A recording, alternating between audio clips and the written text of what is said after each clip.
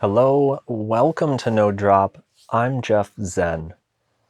It is 2026 and I am thinking about goals. Even as a non-competitive athlete, I do not race, I do not do events. The ritual of setting goals has done a lot for me. It's helped me to build my fitness. It's helped me to be smarter about the way that I approach cycling and fitness. And it's also helped me to be just more intentional with connecting with the community and make sure that I am building the world of cycling that I want to be in.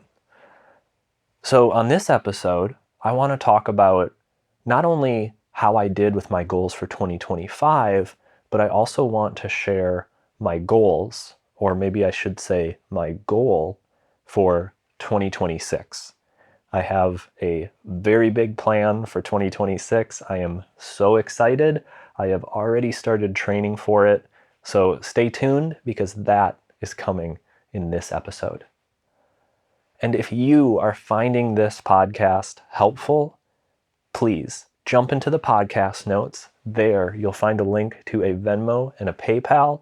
You can donate to help support future episodes of No Drop. I encourage all athletes, again, whether you're competitive or non-competitive, to think about goals. And I kind of think about goals in two ways. I think about short-term goals. That's what I'm talking about in this episode. Goals that are 1 year, even 3 years in the scheme of fitness is a pretty short-term goal. And then I also think about my long-term goal. My long-term goal is very far in the future, like 20 years into the future. Having both a long-term goal and short-term goals, both those things inform each other. You know, having a long-term goal helps me build short-term goals that get to that long-term goal. So both these things sort of go hand in hand. And I would really encourage everybody to think about how do they see their fitness building and where do they want to take it. I would really invite everybody to reflect on that a little bit. You know, there are a lot of people that I know who just kind of think, oh, I just want to have fun doing this. I just want to get better at cycling. I just want to grow my connection to my bike. And what I would point out is that all of those things are goals. And so if we just want to have fun riding our bikes, which I think is such a common thing for people to aspire to, we can think of that as a goal. And we can add a little structure to make sure that we are on that path and we're connecting intentionally with our time and with our activity. I want to start looking back at 2025. I did an episode last year about my goals for 2025. And so I just want to do a little retrospective real quick and just let you know how I did on those goals.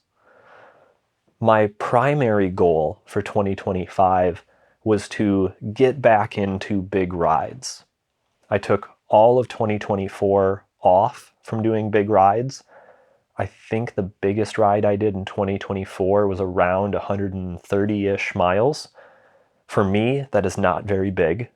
And so when 2025 came about, I started increasing my volume, training a little bit more for big rides.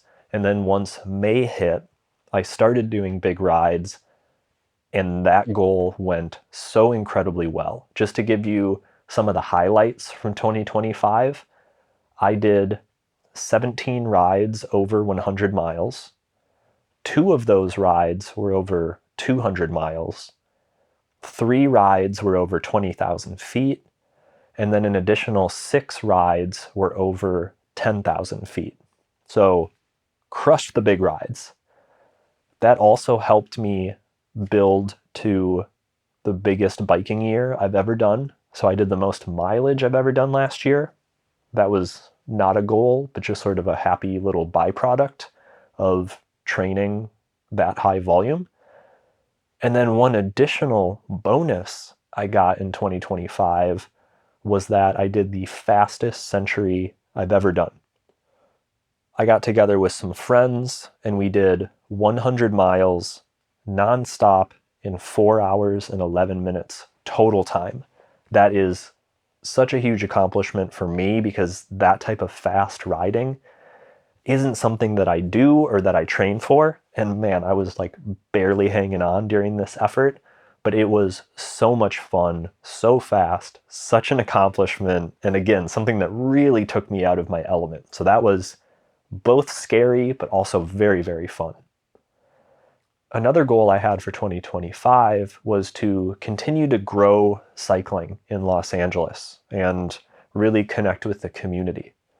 I feel like that went very well. I have a ride that I lead every week on Wednesdays, and that has been going super well. We're getting tons of new cyclists. We're getting lots of people who are just kind of learning, teaching them how to ride in groups, teaching them how to be safe. So that went really well over this last year.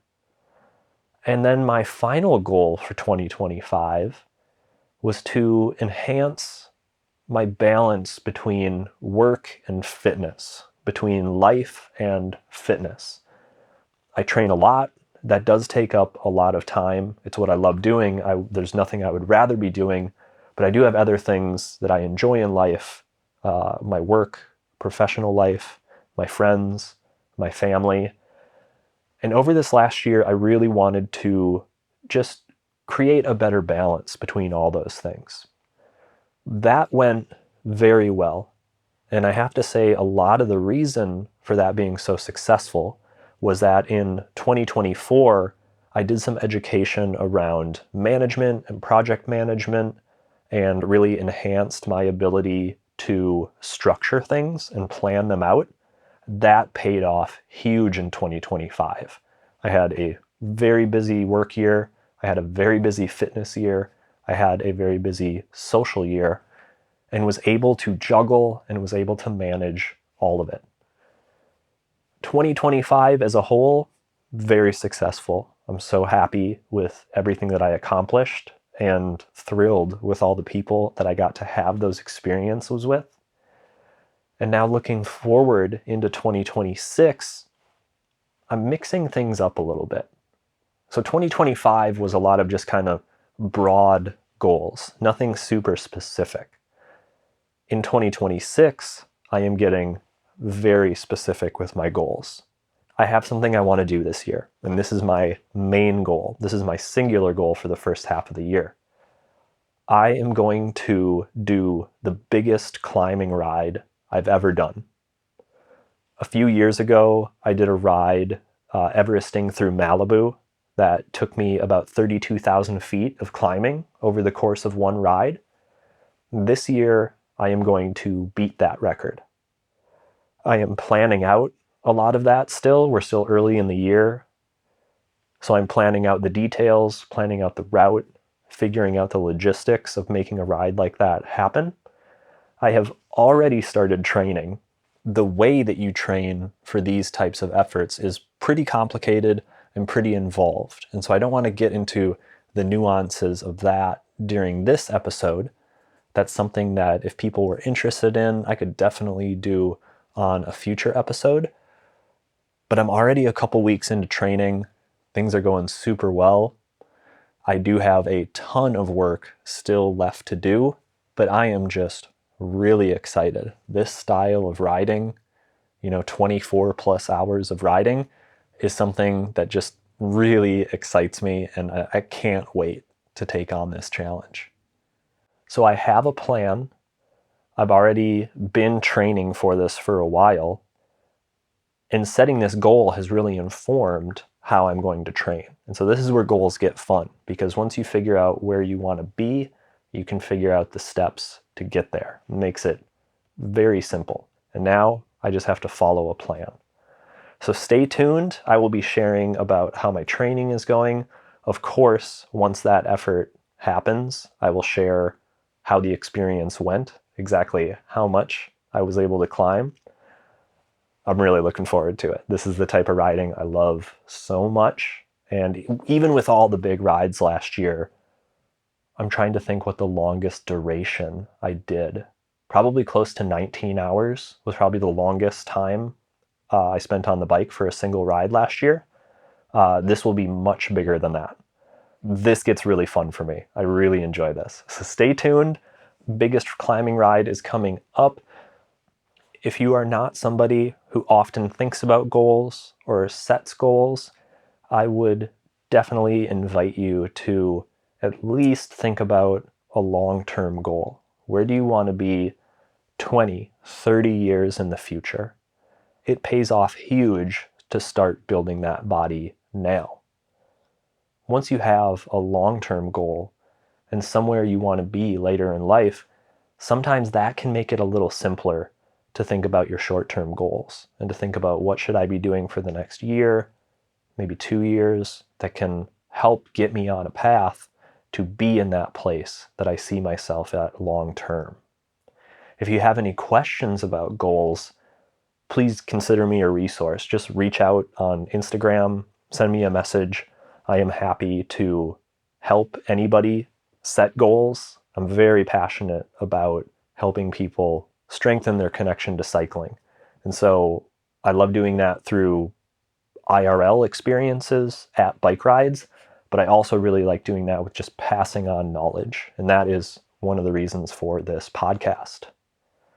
And if you are finding this podcast helpful, please jump into the podcast notes, and there you can support me. There's a link to a Venmo and a PayPal. You can donate to help make future episodes of No Drop possible. Thank you so much for listening. That is all for this episode. Start thinking about your goals. It is still early in 2026. Start thinking about that next year. Think about that long-term progress you want to have. And until next time, ride safe.